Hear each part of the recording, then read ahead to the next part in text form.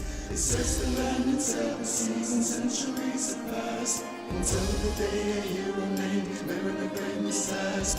Deep dark ending, we love to play. League of Legends, we're playing until the early morning. Deep dark ending, we explain mods and mazes. Deep dark ending, we sell my guns and more.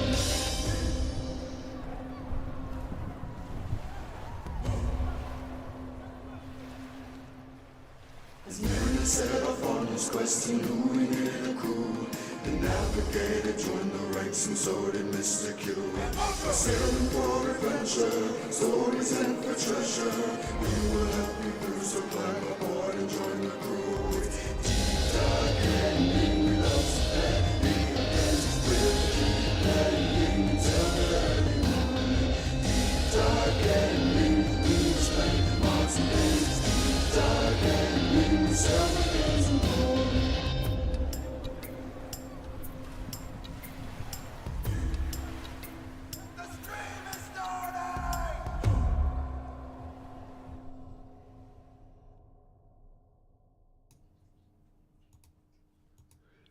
Ahoy, divers, and welcome back to Deep Dive Gaming. I am the Mariner, and we are returning for more discussion on Final Fantasy X. We are not joined by Hero. Unfortunately, he had some house trouble and was unable to join us tonight due to lack of power. Fortunately, we do have Tyrundeth with us today. I'd say hello, Tyrundeth. Hello. Perfect. And we are going to share our own personal anecdotes of Final Fantasy X while we mix in some of the information from the fandom page. So, yes, don't hurt me, Mojo. I forgot to tell you. But anyways, let's get this playback going. I did queue up the remaster footage instead of the original footage because, as noted last week, it isn't actually that different. It isn't actually that big of an upscale from where we started, so I'm fine with doing the remaster. It looks better anyways. And let's see. Let's go ahead and queue doing some development talk, and then we will get into our anecdotes. So, really quick, development began in 1999. The game was first presented at the 2000 Square Millennium event together with Final Fantasy IX and Final Fantasy XI. Although this early version greatly differs from the final game, although Hironobu Sakaguchi showed doubts about the transition from 2D to 3D backgrounds, voice acting, and real-time storytelling, he also stated the success of the series was due to constantly changing development and trying out new things. Development for Final Fantasy X cost approximately 4 billion Japanese yen. It's approximately $32.3 million in the money of whatever time it was that this was written. Looks like 2018. With a crew of more than 100 people. Oof. Most of whom worked on previous games in the series. Nice. So, though PlayStation 2 was a leap in power over the original PlayStation, the limit to the hardware specs meant the developers had to choose whether to prioritize resolution or the number of colors. Initially, the team thought depicting more color would help bring the world of Spira to life, but during development it became clear that other games released during the time all prioritized resolution, and fans' expectation was for higher resolution games. The developers pivoted with increasing resolution in the last 6 months of development, which meant major last-minute modifications. Final Fantasy X was the first game in the series to not include a world map because it was to be in full 3D, and the world map module was deemed expensive. Yeah, I would say so. So, any comments on this so far, or should I keep going? I can keep going. I had no idea. Okay, so under gameplay, we have Final Fantasy X was initially going to incorporate online elements, which were later dropped, thankfully, and added into the next title in the series, unfortunately. In the beta video shown at the Square Millennium event in 2000, Tidus has black hair, and the game appears perfectly 3D with the player being able to rotate the camera. function I greatly miss. Titus's character model in the demo is more detailed, with his clothes and hair bouncing as he moves and also fluttering in the wind. The menu showed Titus and Yuna with levels akin to previous Final Fantasy games rather than sphere levels like in the final game. Director Yoshinori Kitase was a fan of board games and wanted to recreate the sensation of moving pieces and filling up the board with them. Oh, that's where that came from. Got it. Okay. Interesting. Yeah. I wondered how they got the idea for that. Yeah.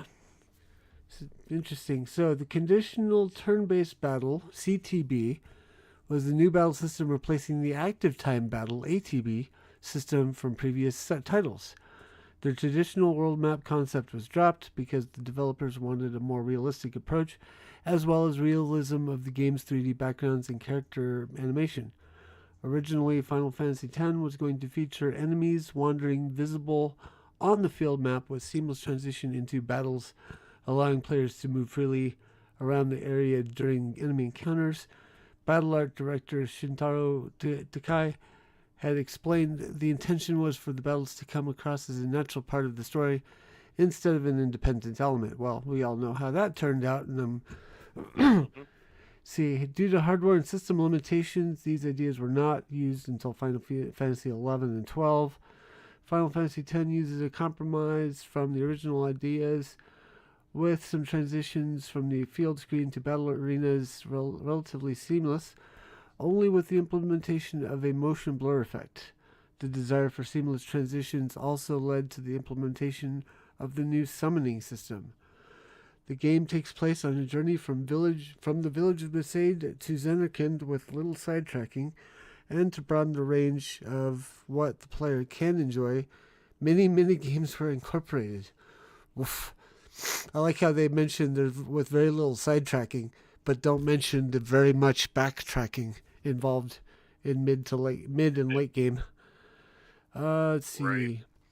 So we're close to 10 people handling this aspect, and Yoshinori Kitase left it up to their imagination to come up with ideas. Ah. Okie dokie. So, shall we go into our anecdotal period?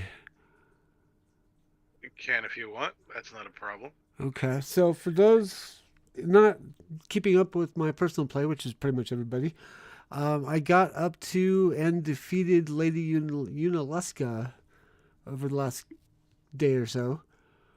Took a few tries, but I will say, if you remember last week me complaining about the Thunder Plains, I have a new hatred. It's called Mount, what's it call it? I forget the name. But it's going through the it's going. I think it was above the cavern. Above, it was on the mountaintop. I can't remember the name just past of this. the Ronso tribe.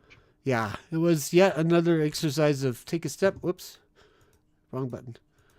Take a step, start a fight. Take a step, start a fight. Take a step, start a fight. Yeah. It was getting on my nerves.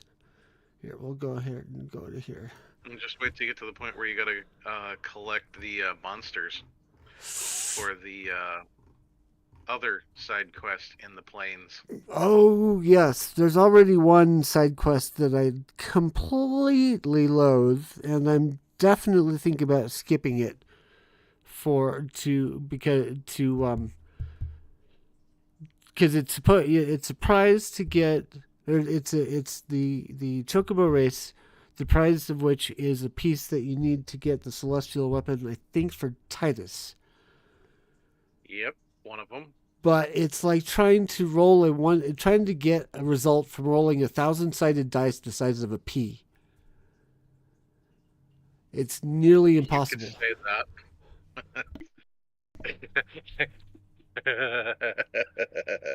But that one took me a couple days the first time. Yeah. And that's playtime. Yeah. Tell your story really quick. Oh, God. Yeah, the first time I tried that, it was a couple days of playtime. And the second time, maybe about 3 to 5 hours. The third time, I get to the point, the final one. That's the hardest one, and I forget exactly what happened to cause it, but I'm sneezing and sneezing and sneezing and sneezing and sneezing, and the next thing I know, I won the race. Oh no! I have no idea how I did it. There's no possible way that I could figure out how I managed to dodge the birds enough to win. Not only that, but getting the balloons. They would have had to have been like in a row. I have no idea. I didn't see it. All I remember was sneezing like crazy. And somehow I managed to beat the blasted thing. Oh man, I wish I were so lucky. Maybe I should sniff some pepper before I try it again, eh? Might work. Maybe You never know. it's got as much chance of working as anything else. I must have looked at 3 or 4 different guides on how to do it, and none of them turned out to be accurate. They were like, stick to the right, then at this part go to the left. I go to the left and I get smacked once, twice, 3 times by birds. Uh-huh. I try to stick to the right all the way through, and I don't see any balloons. Yeah. It's a bloody mess, that one. It's one of the harder ones, but I would still rate it easier than the Thunder Plains challenge. I could maybe see that. I do have an achievement on my PlayStation 2 for that particular, for the 1 or 2,000 in a row, or 1 or 200 in a row lightning 200. strikes. Yeah, It's 200 lightning strike dodge in a row, and you have to do that in order to get Lulu's celestial weapon unlocked. Oh, so I'm gonna have to go back and do that. I was hoping I would be able to avoid it this playthrough, but I may have to see if it's a bit. Trying to get a complete, if you're trying to go for completeness, no, you got to go back and do it. Yeah, I may skip that idea. I may see if I can defeat Sin without any of the celestial weapons. It is possible. It's actually quite easy. Yeah, so Um, I do have some of the I can give you components tips, because but- the guide said, stop here, do this, make sure to do this before you do this. Some of the stuff looked easy and completable, so for those I did it. But some of these other ones, man, I'm not going to spend 2 hours sitting hard focused on my TV screen waiting for flashes to duck. right. Especially considering the fact that the moment I move, it's going to spawn a fight. Mm-hmm. So I may just be like, nope, no thank you. The achievement is not that important to me. Yeah, it's the Thunder Plains one. There is actually an item that helps you out with that. There's a light. I know there's one. There's either you get it or you can buy it and put lightning proof on it. But there is a piece of armor that you can get for Titus that says lightning proof. That way you don't actually take damage. But I don't know if it actually delays or makes the response time longer, so you have more chance of ducking. That I don't know, but I do know that there's an item you kind of need to have, because if you don't have it, the fights will interrupt your dodge every time. And it's the one that makes it so that you don't get any fights whatsoever. I was wondering if there was actually either a piece of equipment that you could get or a potion that you could get that would act like how in Pokemon you can like prevent random encounters. It's an item. Okay. It's either on weapon, bangle, or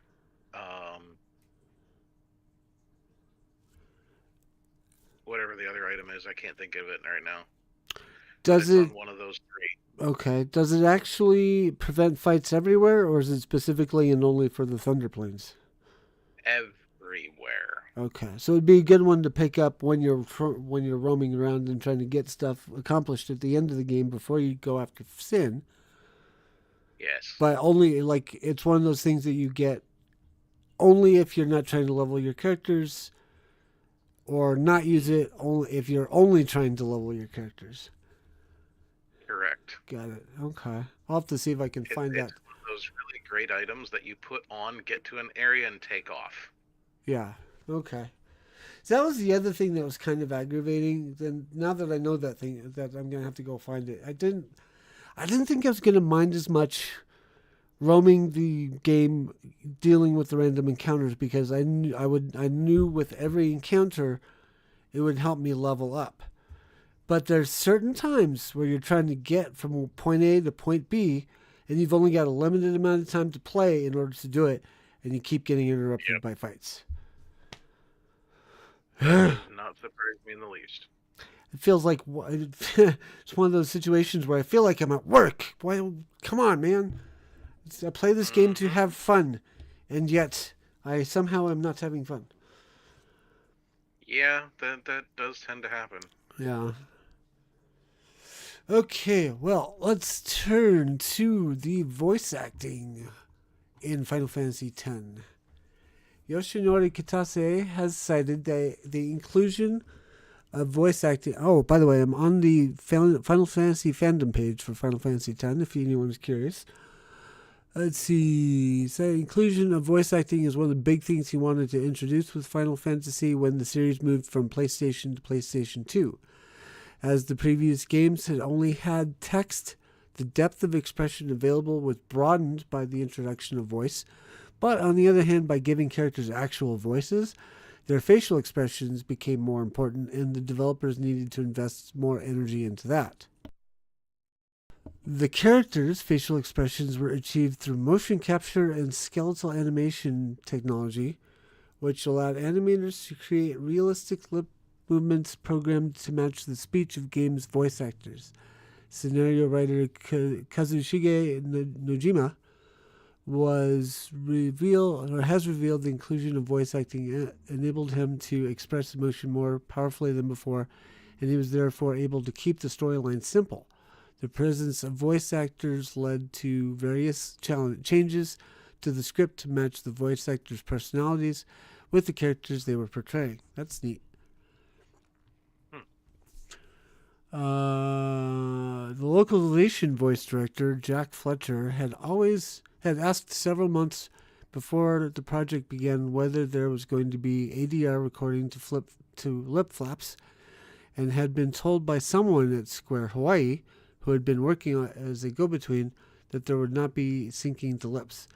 The video that he had received at that point, a few months before recording began, was a rough cut without proper lip animations. Yeah, if there is syncing up, they weren't in the American version or in the English version. Yeah, no kidding. The majority of the English dialogue was not based on the actual game footage. The only guidance the voice actors had were samples of the original Japanese dialogue, and they rarely had the opportunity to sync their dialogue with actual footage. So these are like C-level class dubs from China, what were the kung fu movies? That's right, the cheap import kung fu dubs, where the dialogue seemed to go longer than the voice actor or than the actor speaking, or the actor speaking seemed to go for far longer than the actual English. Let's see. Yeah, not uncommon, unfortunately. Yeah. There's actually an episode. There's actually an actor in the 80s who did a pretty masterful impression of such a thing. It was he I think it was the actor who's known in the Police Academy videos or movies for doing all the sound effects. Oh, I can't think of his name offhand, but he used to go by the name Radio. Yeah, I think the guy that I'm thinking of looks similar to Radio. I don't know if it's the same guy or not, so I'd have to look that up. But yeah, he did pretty good. Let's see, where am I? So, the majority of English dialogue was not based on actually. It did that sentence. Once the voice recording was complete, sound editors would digitally speed up or slow down the audio clips to fill the character's allotted speaking time for each particular line. Because the lengths of audio files were hard-coded, the game engine triggered triggering actions and sound files concurrently, so changing the length of a sound file would break the game. The way that the game engine was triggering sound files was tied into the same system used to trigger action on the screen, so if a sound file went overboard by even half a second, it could throw off the entire scene and even crash the game. Whoa! I would have loved to have seen some of those early testing. The team tried to mask the file constraints the best they could, but that was not the only issue. The Japanese idea of dramatic writing is to speak slowly. This reflected in Yuna's cadence in some parts, with long pauses between words. Some parts like this were covered by having the character ask themselves a question and then answering it, making the pause sound more natural. The head of localization, Alexander O. Smith, pushed for the change for Yuna's final words to Titus in the ending from arigato, i.e. thank you, to I love you, despite resistance from the Japanese side of development. I love you had never appeared in a Final Fantasy game before, because it's not something Japanese usually say. That's cool. Okay, I'm going to skip the storyline section because it's kind of long. I do recommend giving it a read because it is fascinating. Ooh, there's a leaked version of Final Fantasy. So in May 2009, a preview build of the North American version was leaked online. This build is from about 2 months before the final release. It has a debug mode at the main menu, and the FMVs are in Japanese with English subtitles. Pressing select during gameplay brings up the debug info, and there are plenty of humorous scenes and settings that were never supposed to make it into the final game. The leaked version has grayed out loading options in the config, either HDD or DVD-ROM. There's also an HDD option in the main menu. That's cool. I think that's the first time we've seen mention of a leaked version of a Final Fantasy game. And then there's not much in the way of extra releases for this. There's the Final Fantasy X International released in Japan January 31st, 2002. And then later in Europe, this updated version has different box art for Japan and new features such as Expert Sphere Grid, which allows for accessing abilities more easily, but less overall stat growth. New abilities were added to both standard and expert grids. I am currently playing the standard grid myself, but I would like at some point to go back to this game and try the expert grid option.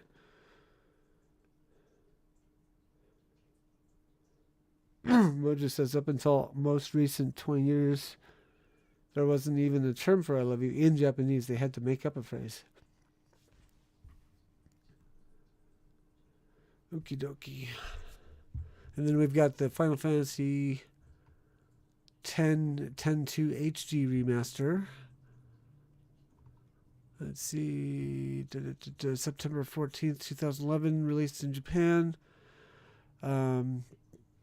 As part of a 10th anniversary special, and was set to be released on the PlayStation 3 and PlayStation Vita. This version is based on the international version, making it the first time the features exclusive to that version are officially available in North America. The HD remaster has trophies even. I'm parsing the data. Give me just a second.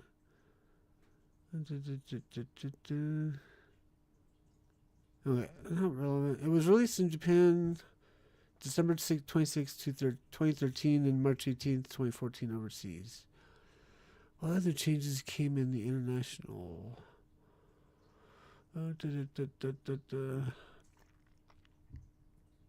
See, European release has the Dark Aeons and Penance, as well as the new equipment abilities, but didn't change the name of the Celestial Sigils or Crests.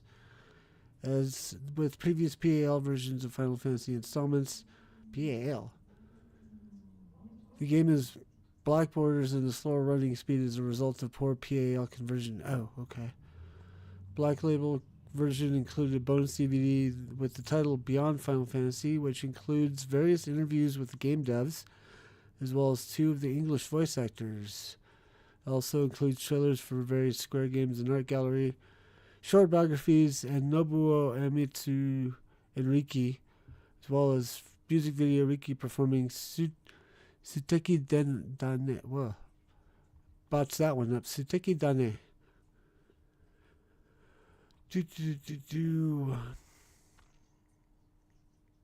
Alright. Reception, Tyrundeth, or shall we anecdote some more? Did we use Tyrundeth? Hello, Tyrundeth. Alright, while we wait for him to come back. Oh, there it is. I had apparently muted myself and not realized it. So restating the question, shall I keep going with the reception, or do we want to anecdote? You can go ahead and keep on going. I'm actually looking something up that I don't know the answer to on this one, and that was the difference between the standard and expert grids specifically. Okay. Yeah, there's some description about how you can, start different. If I'm remembering correctly, with the expert grid, you can start everybody in the same spot and then go in different directions. But I haven't actually tried it yet, so I can't confirm. Okay, critical reception. Final Fantasy X received generally high scores in both Japanese and Western media. Critics generally praised the game's storyline, graphics, and movies, although some criticized the game's dialogue and linearity, as well as the sphere grid leveling system and unskippable cutscenes. For me, the cutscenes were not long enough because the animation was pretty beautiful. Let's see. Metacritic, PS2 92 out of 100. Eurogamer 9 out of 10. Famitsu 39 out of 40. Game Informer 9.75 out of 10. GameSpot 9.3 out of 10. IGN 9.5 out of 10. Back when we cared about those people's opinions. Many reviewers praised the story. Game Informer claimed the story was less predictable than previous games, saying it feeds off of your emotions, stabs you in the back, and takes your breath away. GameSpot similarly says it weaves an engrossing, memorable story filled with a number of great characters, but noted that not everyone will take to its metaphysical story. Eurogamer claimed that the characters make much more dignified and believable decisions than those made by their predecessors. IGN noted that telling the story through spoken dialogue was a potentially dangerous step if the voice acting was poor, but that, though not a perfect piece of acting in direction, it works far better than you'd expect a first effort to be. Nice. That was one of the things I was going to talk about now that I read that. So there's a point in the story, spoilers, where you are essentially, you're framed for murder is what happens. And there's an opportunity where you run up against another summoner who's been sent to stop you to try and tell him what's actually going on. And a potential ally is passed over because you're not given the option to tell him what happens.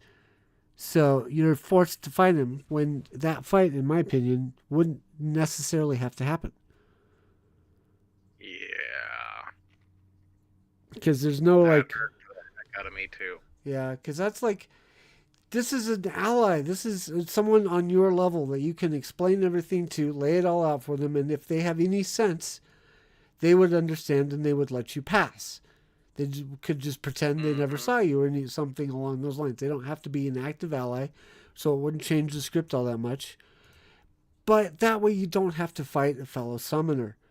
But no, they just immediately start in on, we will obey the will of Yevon, and this fight begins. I'm like, facepalm. What the heck? Yep. Mojo says, yeah, but would they being an ally in that respect change the story later down the road, though? I mean, when you're going up against Sin in the final battle, having more allies, at least from a narrative standpoint, would be cool. You don't actually have to fight with them. They wouldn't actually contribute to the combat, but they would be there. Moral support in the game is a thing. I would argue that it really wouldn't change much at all. Mostly because they were a side character from the beginning. As far as what they do, again, it's really, yeah, even from your narrative standpoint, it really doesn't. They really wouldn't change anything. You only run into them 2-3 times in the whole game, and the last time you do, so far as I remember, is actually at that point. Yeah. So the only other time that you'd probably run into them is the very end of the game. Well, hopefully they admit that they were wrong and that they now trust you better than they trusted any remaining Meisters who may be living / undead. And actually, I think you do run into them one more time. And at that point, it's a very different story. But it really wouldn't change anything narratively speaking. Yeah. So just wrinkles. And now maybe it may be one of those cultural differences that we don't understand as Americans versus the Japanese. Maybe there's some cultural explanation for why that option was not presented that we don't know about. Or it could just have been an issue with programming. Yeah. They didn't have the ability to put that in. Yeah, which is why I was thinking. Why I was saying you could take the simple approach and be like, going, have a little bit longer cutscene where the dialogue is going, and then they just let you pass. No fight needed. So I don't know. It's just a personal gripe with how I would have done the story versus how the story was actually done. Let's see what else we got here.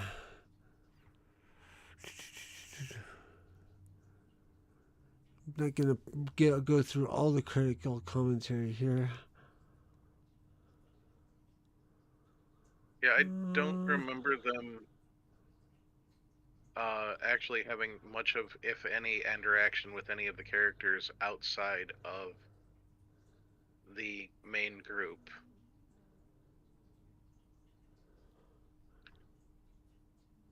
Even their backstory, I think, is left very small. Yeah. I mean, I also question the what's the word I'm looking for? I question maybe the morality of bringing kids along on a pilgrimage that supposedly ends in the death of the summoner. Mm-hmm.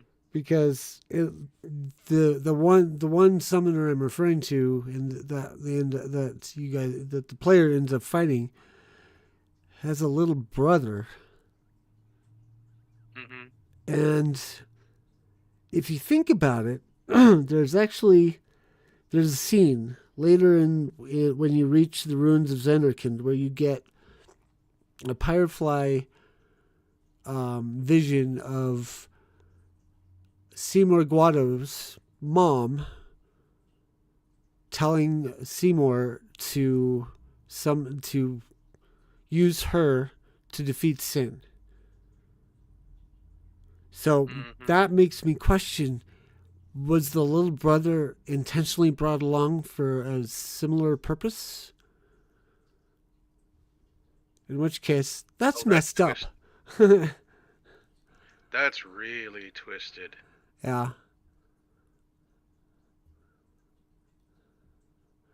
I don't necessarily think so, because I think Seymour was the summoner in the case with his mom. I don't think the summoner having a little brother would go that way. But on the flip side, wouldn't there be someone else to leave the kid with at some point? Because if the kid is not the sacrifice, that means the guardian is the sacrifice, which means the guardian would not be around to look after the kid when everything goes down. So the kid would be trapped in the ruins of Zanarkand on his own. Yeah, that's. Ooh. I regret going down this particular stream of consciousness. That's a heck of a stream to go down. Also, Mojo says sure it's like also yeah. Mojo says it's also coming from a culture that used to put their old people out to pasture in a forest to fend for themselves or die. Ooh, good point though. Yeah, that's. So yeah, So that oof. There's more depth to this game than at first glance. Let's see. Commercial performance. Within 4 days of its release in Japan, the game sold over 1.4 million copies in pre-orders, which set a record for the fastest-selling console RPG. In 2004, Square Enix announced that Final Fantasy X had sold 6.6 million copies worldwide, and in 2013, Square Enix announced that the Final Fantasy X series had sold over 14 million copies. I want to look that up to see if they are including the Final Fantasy X remaster. I think they are, just simply because of the title. It's all in Japanese too, so I can't read it. Figures.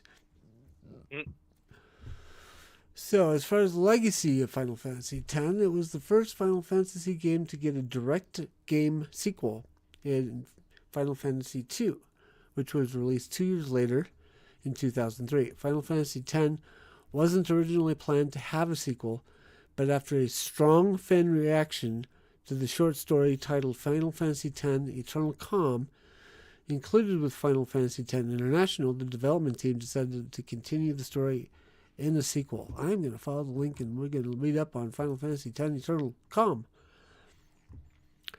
Oh, that's a good one.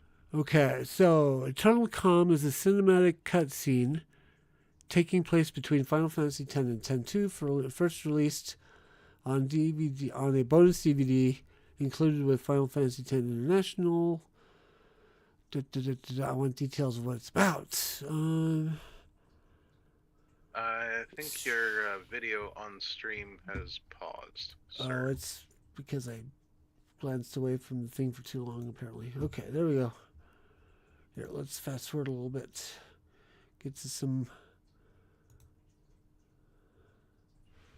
fun scenery here. Yeah, I probably lingered too long on the opera page.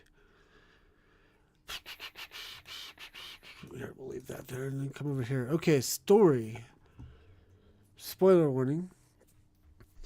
Yuna is trying to relax and enjoy her new lease on life 2 years after sin. Oh, I should probably prologue this by saying at the end of Final Fantasy X, the last you see of Yuna, she's standing at a shore in, I think, Besaid, whistling into the wind because there was an agreement. Titus showed her. Yeah, because the way Titus showed her, because there's agreement that that he would come running when she whistles. Despite the end of the game being what it was, where he goes away, she still does this in futile hope that he'll somehow magically appear. So, flash forward to the story. Yuna's trying to relax and enjoy her new lease on life 2 years after defeating Sin. She practices holding her breath for extended periods to play blitzball, her best time being 2 minutes and 41 seconds. When Waka comes to fetch her, he praises Yuna for her diving skills, but she thinks Waka will always be the pro, even if he has gotten a little chubby. At the Besaid Temple, Waka chats with a man named Tatsuo, who has come to see Yuna for advice regarding his grandson who has joined the youth league. Tatsuo has nothing against the league, but he and his wife are with New Yevon, and his grandson used to attend all the party meetings with his parents until one day. Tatsuo thinks that even though it's okay for his grandson to be with people his age, he's worried their grandchildren are moving too quickly. Yuna contemplates that new groups have formed because everyone wants to be a part of the new age and rebuild Spira. Tascio also only wants what's best for his grandson, but is struggling. Yuna believes people have different ideas, so they disagree on what to do, and tells herself that she is doing the right thing. Yuna tells Tascio that he should talk to his grandson, believing that, though on a different path, he wants to rebuild Spira the same way as his elders do. Let me see how... Okay, this doesn't seem too long. We should be able to get through it pretty quick. When Yuna is walking on the village outskirts, Waka catches up to her, wanting to talk about the son of the chairman of New Yevon, who had asked to marry Yuna. Yuna believes the chairman's son will only use her, and Waka apologizes. Yuna strives to tell the faction her answer herself, but Waka says he'll do that. A man named Yaibal arrives with a message from the youth league leader Nuge. God, what a Nuge.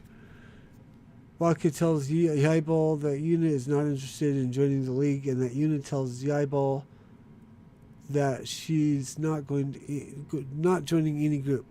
Yaibal wonders if Yuna will start a group of her own, but Yuna tells him to leave. Riku arrives, and on the ship, Yuna says that Riku is traveling around Spira, salvaging ancient machina and teaching people how to use it. Riku teases Waka and asks about Lulu, who is in the village. Waka asks about Kimari, who is at the Mount Gagazet. That's the name of the place. Mount Gagazet.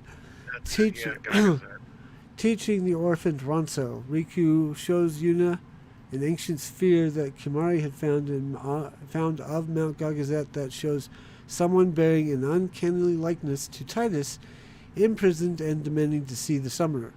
Waka, confused, wonders if that man is really Titus. Yuna decides to find out the man's identity. Waka wonders if Yuna is ready to just run off as Yaibal suddenly arrives, declaring that Nuge will help, having volunteered to ask Nuge himself. An annoyed Waka tells Yaibal to leave, and the latter complies, promising to return with a full report on the investigation. Am I saying the eyeball? I don't think so. Yaibal. It's Yaibal.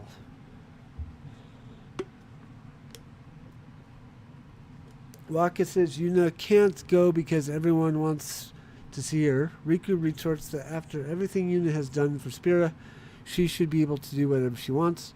Waka hesitantly agrees, but only when things calm down. After which, Riku asks if things will ever calm down, or asks what if things never calm down. Riku claims that when everyone is making their dreams happen, Yuna's are on hold. Yuna ultimately decides to go, much to Waka's shock and Riku's delight. Yuna quotes Titus saying, "I know it's selfish, but this is my story." Riku knew Yuna would want to go, so she brought something, a costume change for Yuna to travel incognito. Waka leaves to get Lulu, but Yuna decides to leave immediately and joins Riku's sphere hunting group to search for Titus, leading to the beginning of Final Fantasy X-2. Smash cut to the opening sequence of 10-2, which is probably one of the more fun game openings I've ever seen. Mm-hmm. Just because of the fact that it's like a music video. Yeah, it is kind of, yeah. Okay, it's funny how it happens, too. Yeah. Let's see, where did I leave off? Why Lucy are feet in position? Yeah. Let's see. Is there anything else in here? Making me want to play the game again. I know, right? I'm like wanting to dial up that music video. We'll save that for next week. Oh, let's see. Trying to think if there's anything more I want to talk about from my own experience of playing the game.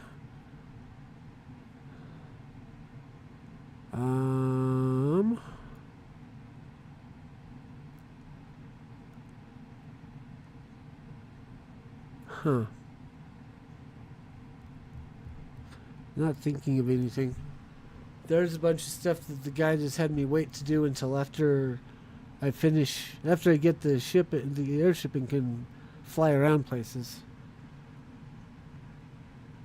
So, I guess Yeah, I'll shit talk. makes a big Yeah, I'll talk about some of that stuff next week, I guess.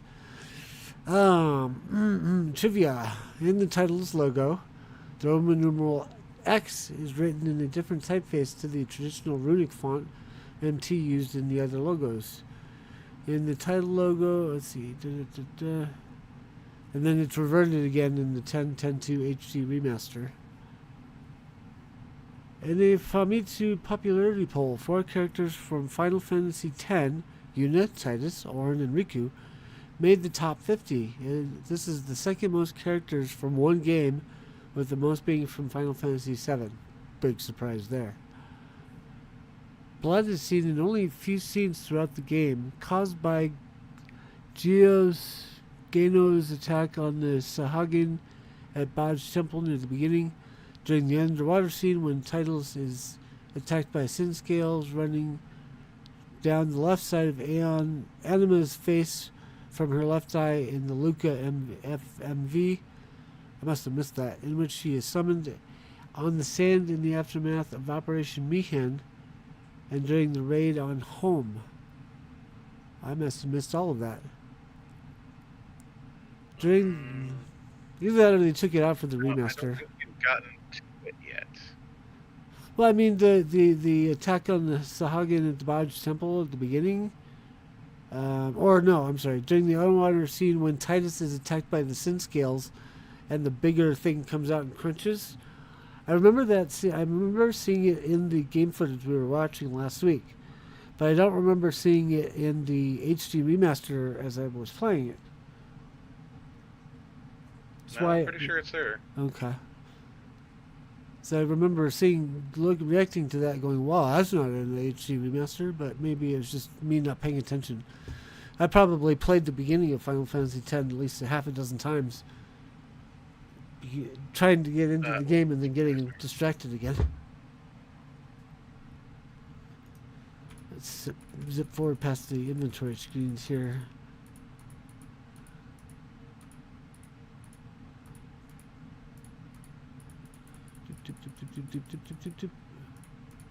There we go. Okay.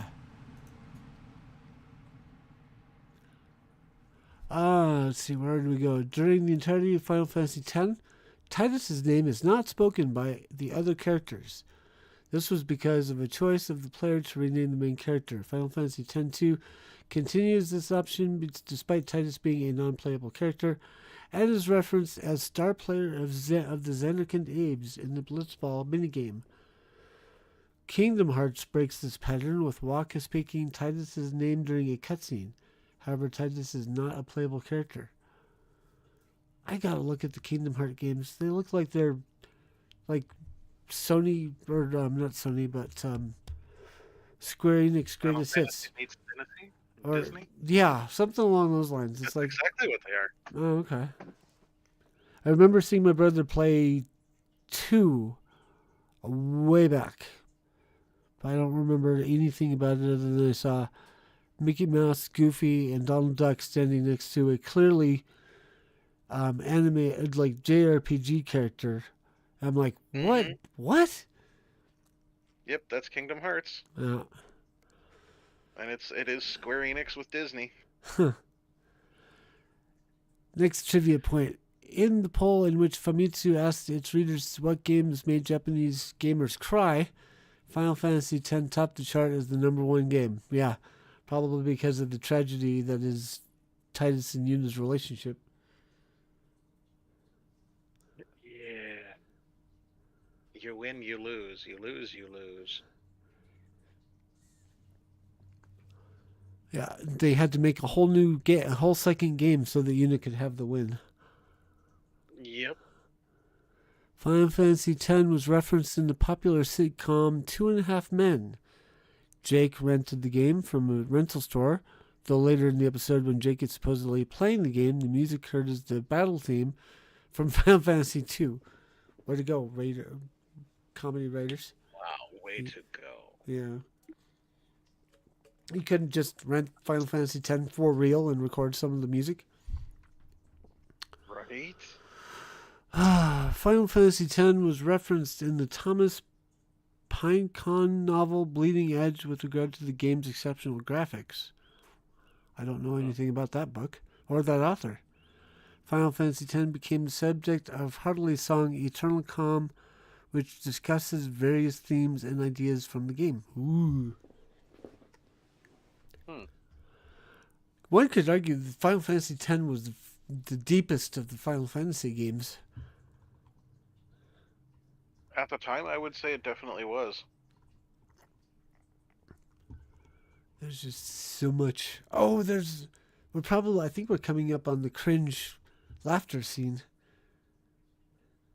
Mm-hmm. I didn't know that this was an internet meme until I was reading the guide, and the guide pointed it out. Let's see if we can get there here really quick. Just because it's funny to watch something and laugh at it. Oops, I think we may have passed it. No, maybe not.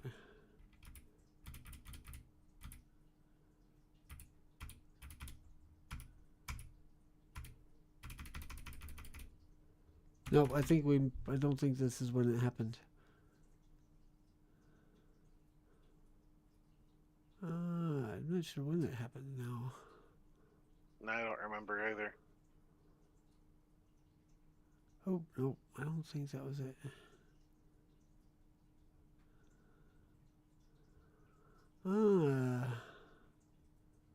There is a scene I do want to put up though. It's the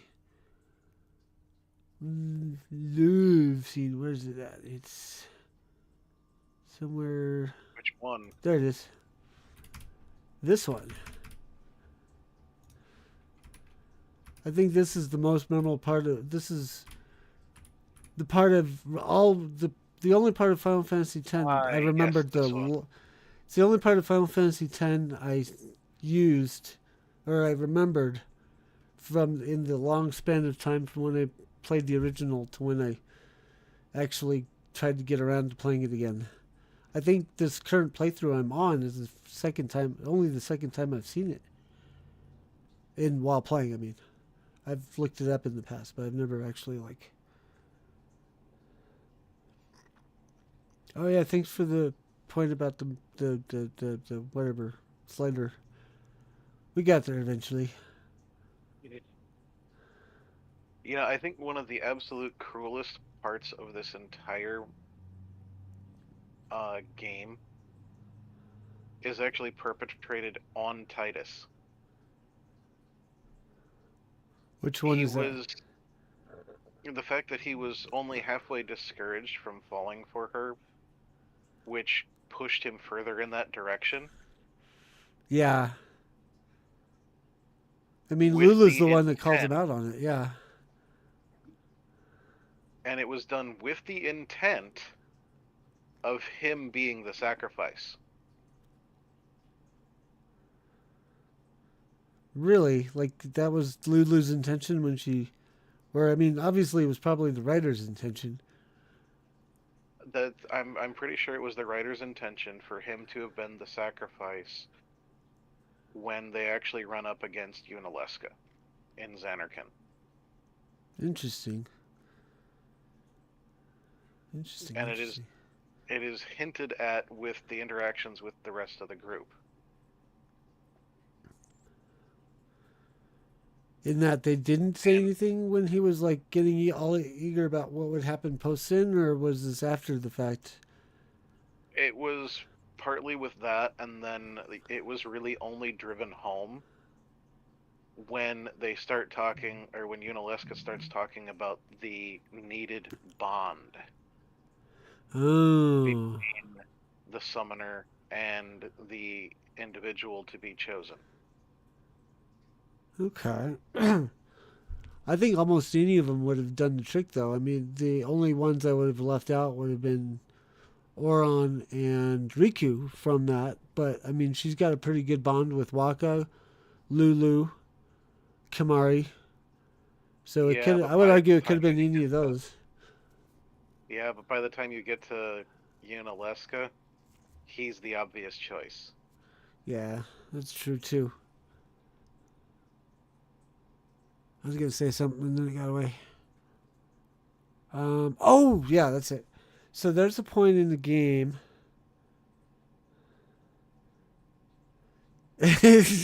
Mojo, yeah, but are they Very good making out point, with her? Mojo. No, just him. Great point.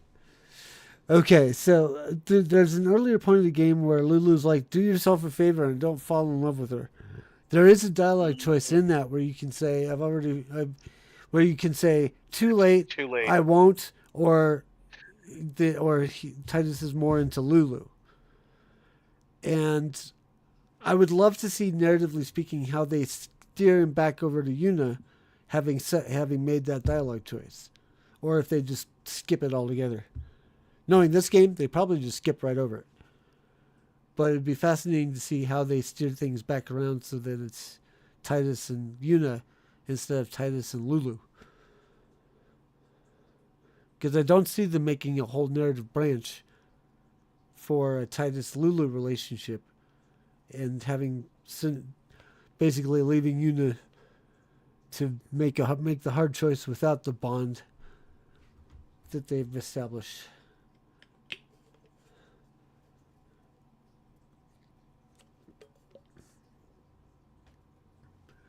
Uh oh, I struck Tyrundeth silent. No, I was actually there, I'm actually kind of shocked. According to this in the fandom, there's actually affection mechanics for this. Really? Uh-huh. Where are you seeing this? Uh, it's entitled Affection Mechanics, Final Fantasy X. Is it on the wiki or on the fandom page? It's on the fandom. You want to read it really fast I'll before send we you end a the link, stream? sir. Oh, okay. That works too. But we do have to wrap up. We may end up having to get into this next week. Uh, Ooh. s- uh, I think. Favorability rating referred to as relationship figure in the Piggyback Guide is a hidden gameplay element that governs certain cutscenes during Final Fantasy X. Tidus's actions with other party members throughout the game can decide which party member talks to Tidus in cutscenes, as well as those or as who throws the blitzball during the Overdrive Blitz Ace. Each character is chosen based upon a hidden affection value in the game's code. All the main characters except him have an affection value. At the beginning of the game, all characters start at 0. Huh. Uh, During battle, whenever he heals a character, their affection increases by 1. Whenever he intercepts an enemy attack intended for another party member using either guard or sentinel, it increases by 1. Whenever he attacks another party member, their affection value decreases by 1. During times where party members are spread out across the area, the first party member he talks to will increase their affection value. All other subsequent conversations with party members in the same area will have no effect on their values. The amount at which the affection value increases will vary by party member as shown on the following table. Yuna plus 4, Lulu plus 4, Riku plus 4. All the women figures. Yep. Orin plus 2, Kimari plus 2, Waka plus 2. Lulu's affinity is most easily obtained if the character commits to all the field options save for conversation points, give or take some options that involve boosting Yuna's affinity over hers, as well as Yuna's over Riku's. Lulu stands 48 to 40, Riku 2416, Yuna 2416-8. Waka stands at 22, Arin at 8, and finally placing Kamari at 6. Lulu has the highest number of possible affinity points from in-field conversations, committed to all of the 88 possible starting conversations, along with the points possible to conversation options, standing at 220 with Una trailing behind at 156. Egads, I had no idea this was in here. Oh, wow, yeah. Huh. Might bear some experimentation, some deep Yeah, diving into the game to see how this, if we can actually, if this affects anything that could change the ending of the game. yeah, I don't know. That's interesting. Yeah. In the gallery, it actually points to a scene where you have Titus driving the Machina sled and Lulu's riding behind him. Interesting. Okay, well, we got to wrap it up because I got things to do tonight still. So, thanks everyone for coming, watching, and participating in the chat. Thank you, Tyrundeth, for coming in, standing in for Hero. Hero should be coming back next week for the final installment of our discussion about Final Fantasy X. Final Fantasy X-2. And then I will be back, if all goes well, tomorrow afternoon at 5 o'clock Eastern Time for more Final Fantasy VII. And then I will be playing more of that on Thursday night, 7:30 Eastern Time on Lag and Ouch channel. And then be sure to catch Tyrundeth on his link tree. We've left that in the chat for you. Streaming this, that, and the other, probably some more frame. And then also check out Hero on the Lagging Out Live podcast Friday night, 8 o'clock Eastern Time. And I think that's it. So, say goodnight, Tyrundeth. Good night, Tyrundeth. Perfect. All right, fair winds and fun gaming, y'all. Until next time, enjoy Final Fantasy X. Bye-bye. Bye.